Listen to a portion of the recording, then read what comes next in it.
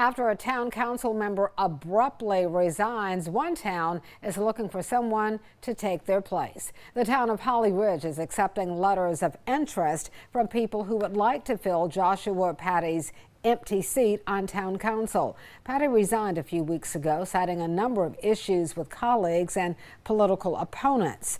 You have until Monday, April 27th, to let the town know if you're interested in joining the town council.